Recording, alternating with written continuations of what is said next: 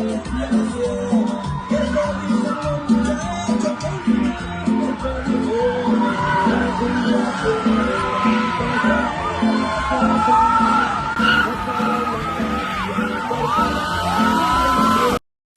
at 4, we are learning new details about how the presence of Border Patrol in the Queen City is impacting learning at the area's largest school district. For the second day in a row, students at several schools walked out in protest of the Border Patrol deployment here in Charlotte. Hey you all, welcome back to Pearls of Eden, and let's get into some current news, which is controversial in nature, but as a believer, I think it's necessary that we talk about it. Illegal immigration. So there's a lot going on in North Carolina right now, but it's stirring some strong feelings and emotions. And I think it's important that we have the hard conversations. Now, this is a complex topic, okay? So we're going to ask for the wisdom and the light of Christ to help us and guide us and navigate us as we speak on such highly emotional topics, where people feel strongly on both sides, right? We're going to talk about the difference specifically between legal and illegal immigration, because I think a lot of people think that conservatives and people who tend to support Trump's policies are all against immigration, period, and it's simply not true. Many of us just know that there has to be laws and order, and we cannot just let our borders, we can't leave them wide open. That leaves us at a security risk. We need to know who is in our nation, who's coming into our country, because it puts us at a high alert. We're already at a high alert because we have so many illegal immigrants that we don't know who they are, where they're from, what their background, why they are in our country. And, you know, it can lead to a lot of terrorist type attacks, terrorist cells that are already in our country, you all, because we don't know who all is here.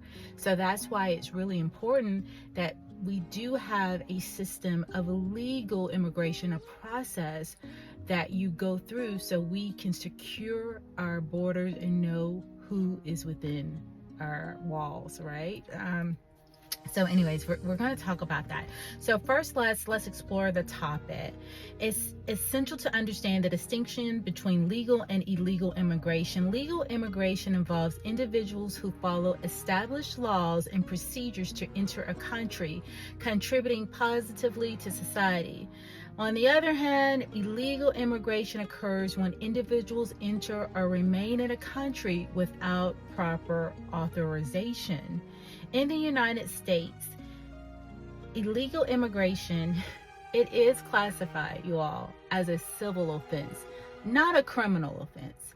It's a civil offense. Can it turn into a criminal offense? Absolutely, depending on how you behave yourself while you are within the country, but also if you get deported and you come back again illegally, or if you do a crime within the nation and you're illegal, of course that can lead to criminal charges. But illegal immigration is a civil crime, okay? So that's the first thing that many people need to understand. It is a civil offense, not a criminal. However, entering the country without inspection or overstaying a visa can lead to criminal charges under certain circumstances, particularly if if individuals have previously been deported. We talked about that, and they re-enter illegally, then it would be a criminal. Some of the consequences that one faces, let's talk about it. When you break the law and you illegally enter into the United States, you will face deportation proceedings, fines, restrictions on your future immigration application. Because you entered illegally, it could jeopardize you coming back and having the opportunity to gain legal citizenship. So repeated offenses can lead to criminal charges. So why do you think it's important, and I'm talking from a teacher's perspective, why do you think it's important that we address illegal immigration? Do you think that illegal immigration should be addressed? Because we have a lot of people that think we should just let anybody come over who wants to, and there should not be a process.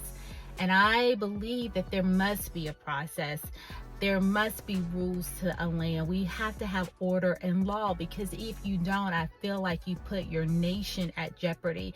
And charity starts in your home first. Charity starts here first. We have to make sure that our citizens have what they need. We need to make sure that our students, our families, they are able to have and not be taken from to provide for someone else and they go without. No, you have to take care of business at home first, and then you can open up the door and then you can invite other people to, of course, be a part of this American dream that so many people want to achieve. I get that. But what happens, you all, when you allow people to come over illegally, you support so many crimes, because when people come over, they begin to live in the shadows. First of all, human sex trafficking is huge. And when you have undocumented children coming over, undocumented people coming over, you don't know what is going on, right? You don't know how easy it is for them to be a part of these dark circles. And so, yeah, we have to keep that in mind. Human sex trafficking is a huge organization, and it often has so many illegal immigrants a part of that whole shenanigan. That whole wicked system. Also, when you have people coming over illegally, it sets up a cycle of deception, because when you come over, you've got to create one lie to cover up one lie. You have many immigrants that they pay a hefty price to come over illegally. And then they have to pay for documents, right? Illegal documents to make them look legal. That's more money. So you create this system of living in the shadows. And then for those who cannot afford to get those illegal documents, then they end up having to work for very, very, very low wages. They end up being how do I say this, you all? Taken advantage of by employers, by landlords, by people, the working conditions, the living conditions that they have to accept just because they are, I say, living in the shadows, right? It's a very sad circumstance. So when we talk about illegal immigration, you have to understand it goes far beyond just wanting to have people here and thinking that everybody, has the right. They have the human right to live wherever they want, despite a nation's laws and rules. It doesn't work like that. I cannot go to Dubai and decide that I want to just illegally be there and be a citizen. Lots of bad things would happen. They may not even bring me back to my country. They may just handle me there in Dubai or any other type of, country. So you all, when you break the law, unfortunately, this is hard for people to understand. When you break the law, there are consequences. And yes, it will separate families. If I break the law, if I choose to break the law and I go out here and I steal, and it puts me in jail, does that separate a mother from her children? Yes. If I get caught in prostitution and a prostitution scandal or ring, and they arrest me, does that separate me from my children? If I do a crime, do I have to do the time? Now, the other thing is, we talk about grace and mercy. I do believe that there has to be pathways to citizenships, even for those who are here illegally. Can we set up some pathways? This is where you have to work with your legislation. You have to be a part of the process. You can't just be a mouthpiece out here talking. What are you doing to help be a part of the solution? Because I feel like we must have pathways, and we do have the DACA program for people who have children here in America to protect the children. So those who are born to illegal immigrants who come over here and they have children, they can be anchored in. They're called anchor babies. And never forget, the school systems are a safe ground. Every illegal immigrant, undocumented, it doesn't matter if they're documented or undocumented. You need to understand they have a right to an education. Yes, they do. A lot of people think, well, we don't have to, pay. Why should we be paying for illegal immigration? They are filling up our schools. They are taking part of the tax dollars.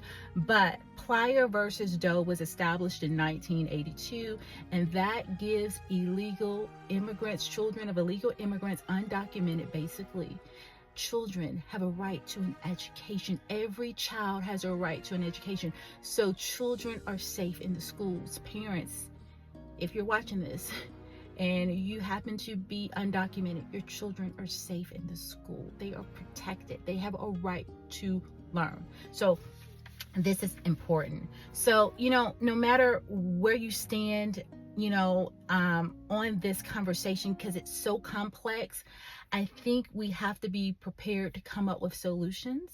We have to unite and find a way to handle this problem, because it is totally out of control. In North Carolina, when you're talking about you have over 65,000 children who are not attending school, that lets you know how many. We left our borders wide open during the Biden administration, you all. That lets you know, and that's no shade, but it's just the truth of the complexity and how many people are over here undocumented.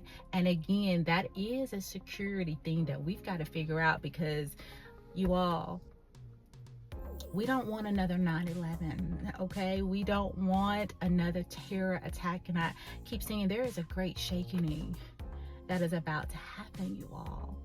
We have to know who is. Not everybody likes America. When we left our borders wide open, you all, we let some dangerous people come into our nation.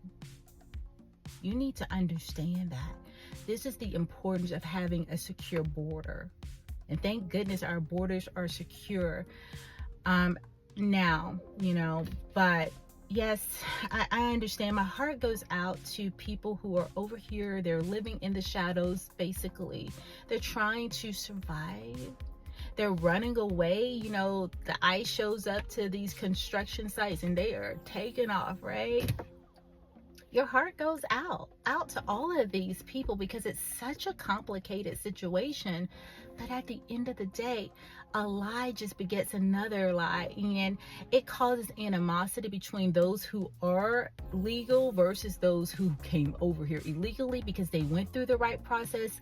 They had to do all of this, jump through all of these hoops, pay all this. They were legit, and then you just get to come over here and break the law and there be no consequences. Yeah, that doesn't set up a good, morale either. So, I know it's a tough conversation, and I feel bad for these babies because they don't have anything to do with it, but when we as adults, we decide to make choices that affect our children, which, bad choices it always goes beyond you, right? And I do understand that some people are just trying to look for a better life, right? But at the end of the day, there are laws in a land, and you have to be willing to obey the law of the land.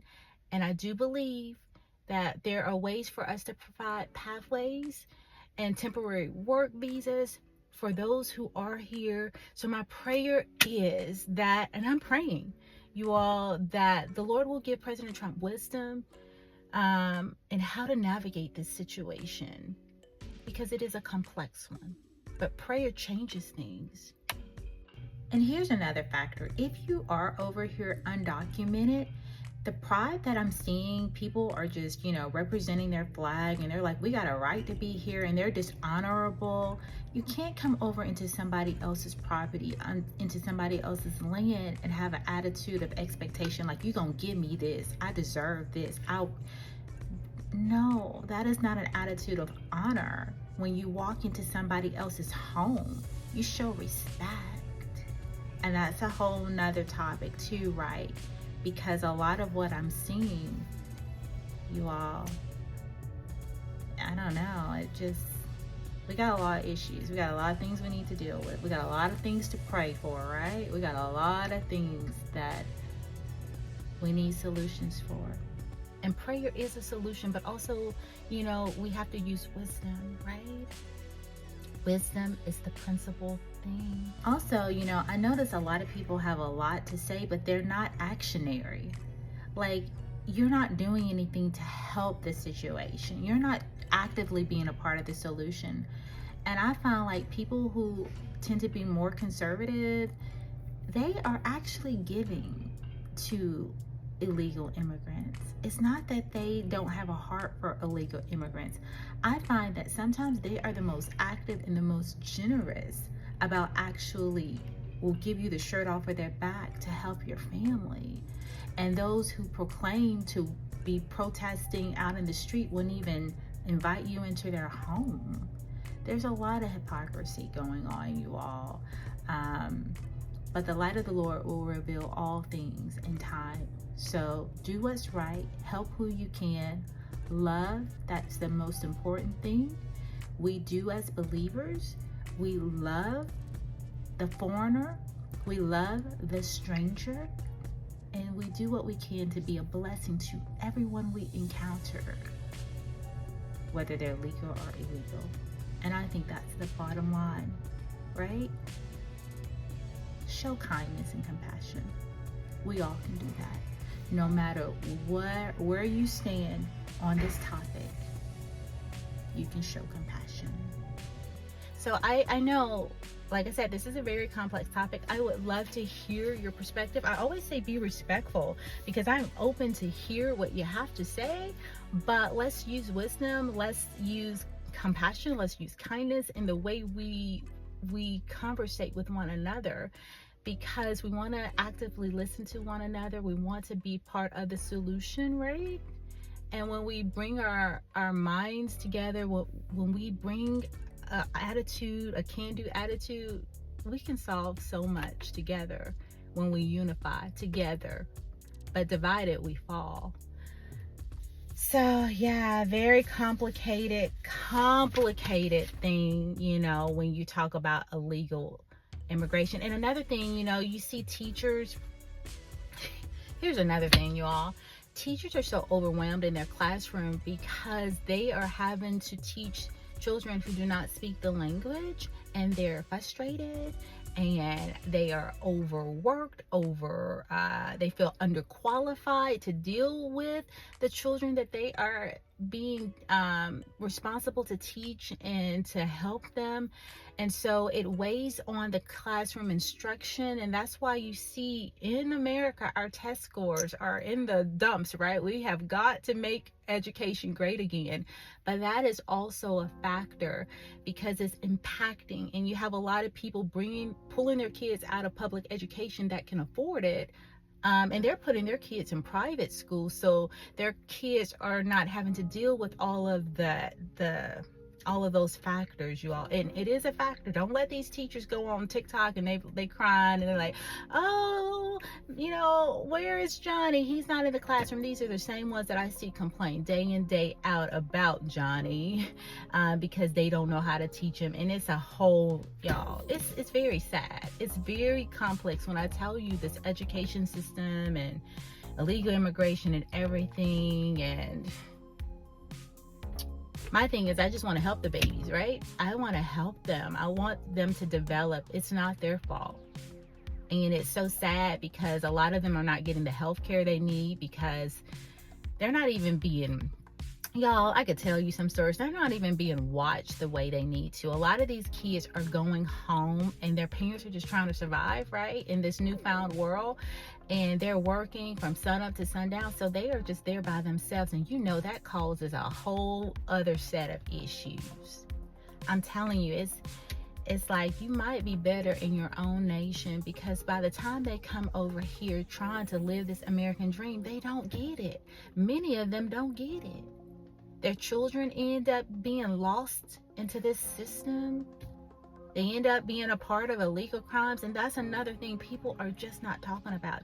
You know, we're just hitting the surface of a lot of these things, and everybody's so emotional about it that they're not using wisdom. They're not really thinking about how this truly impacts people's everyday lives, right?